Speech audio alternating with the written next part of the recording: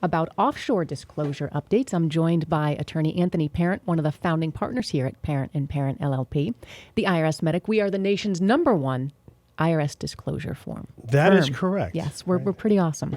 Now, today we want to talk about important updates on the IRS offshore voluntary disclosure programs. And just so people know, these are basically IRS amnesty programs for taxpayers to sort of come clean and report their undisclosed offshore accounts and foreign bank accounts, whether it was intentional or not. That's right.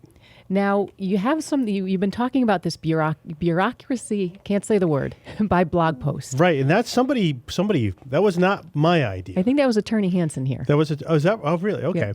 Yeah. So bureaucracy by Blogpost. And the reason why we bring that up is because if you look for the law on offshore voluntary disclosure programs, basically there's an FAQ on irs.gov, and that's really it. And then they have the streamlined processes, they have the charts, and that's really the law. You know, see FAQ 7.2 for your 50% banks. That's really what you're looking at for, hey, what should I do in this case? We're not really looking at statutes. We're not really looking at law. So, I did graduate law school in 2002.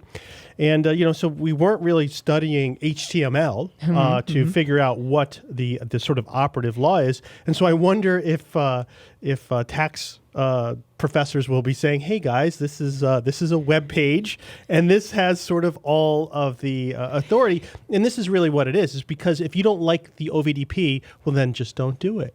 We'll just find you, and then we'll do whatever we want to you. So the IRS is allowed, with their prosecutorial discretion to make their law basically a web post, and that there's very little law on OVDP. It's basically the IRS shall have a voluntary disclosure program. That's basically the authority that the IRS has it. And then there's a little code. Then there's an internal revenue manual section, but it's very vague. And so people are the people at the IRS like, oh, I think we should do this. And I think we should do this. I think 27.5%. That sounds good. Is the right amount. Yeah. Not 25, but 27.5. Now with the FAQs for OVDP, we haven't really seen any changes there. Those are pretty consistent. You're right. There hasn't been, 2014 is when we had our big changes from the original 2012, which was slightly different from the 2011. And, I think it's important to mention that they can sort of willy-nilly make changes whenever they want. So That's right. You might want to take advantage of the program now because there's some good opportunities here. That's right. And because the IRS could just say, well, okay, if you don't like these, that's right. You don't have to do it. So now tell me quickly, Anthony, the types of offshore disclosures, the different types. Okay, so we have our standard offshore, our standard OVDP, and this is what the original 2009 was, is basically one size fits all. Back then, it was a 20% penalty on your highest account balance in the last 6 years. Now we're up to 27.5% on the last 8 years.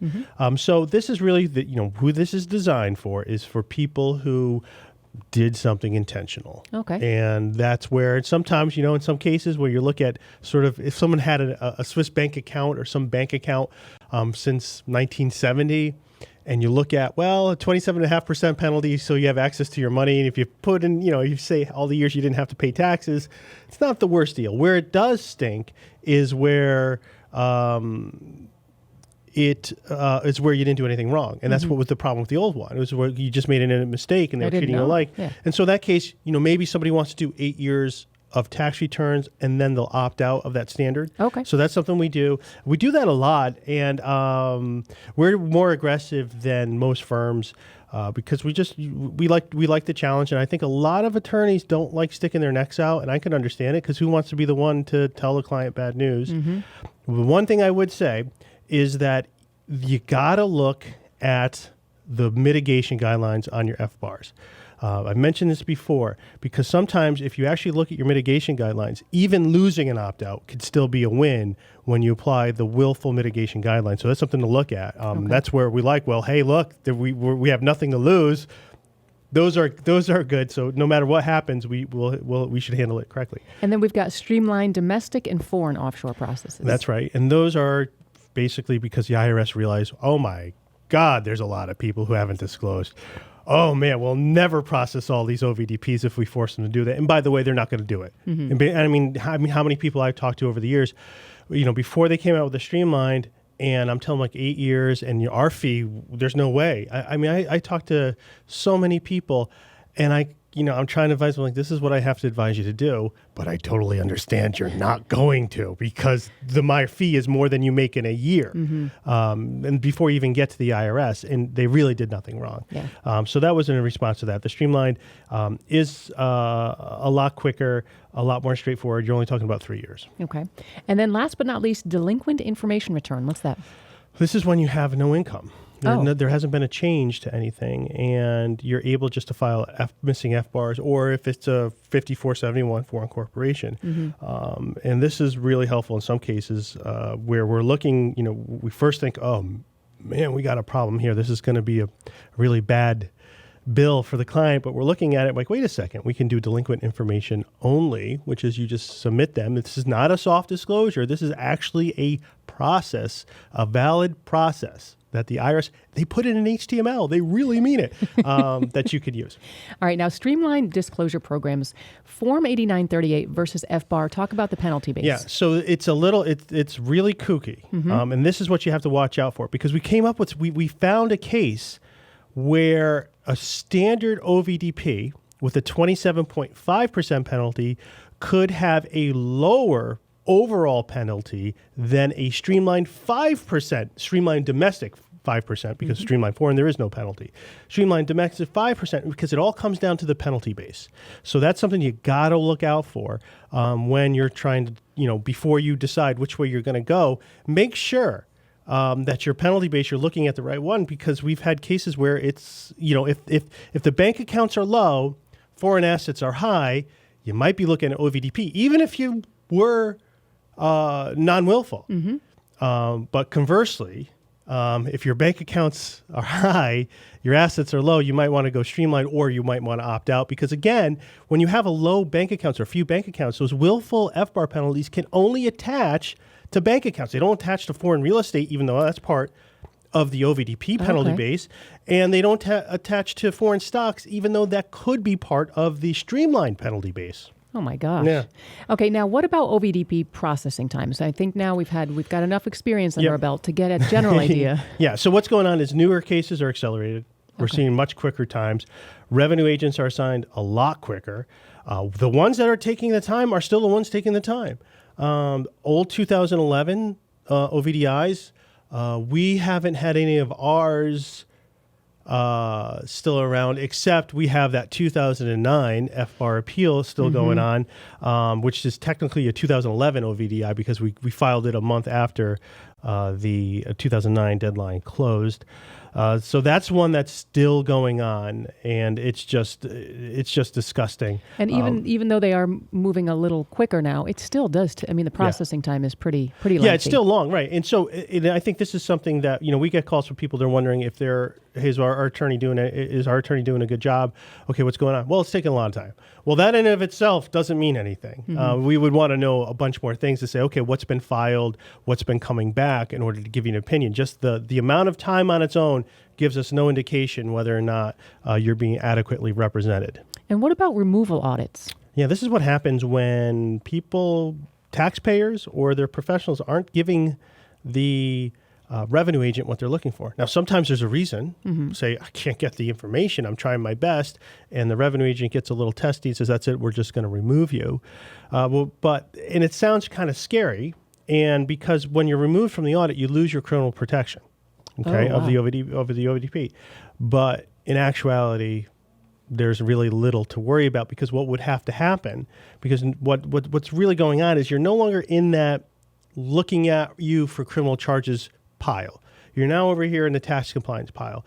So really what would have to happen is that auditor during the removal audit would have to say, this person was intentionally hiding stuff so bad that I want to make a referral to criminal investigation.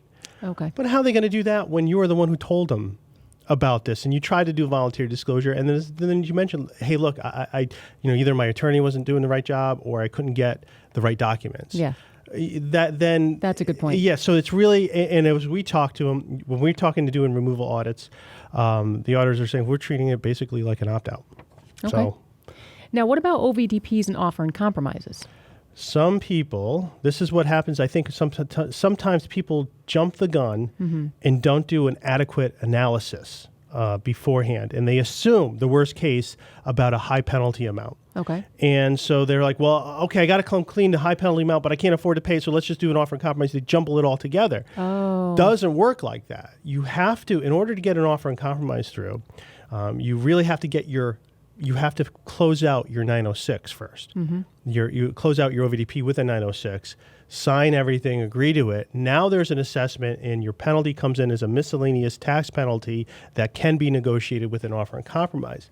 But what we usually see when people come in who think they need to do an offer in compromise is, number one, they're going full OVDP when they can opt out. There's facts there to say, look, you don't even need to do an offer in compromise. We can just get that lower. Yep. That's usually what's there. And unfortunately, so many people I think that a lot of people are scared into doing an OVDP, even when they're streamlined. Yep. That does happen. And again, and it all sort of stems from the common theme that what we see is a lot of people who dabble in offshore disclosures, and they're sort of learning.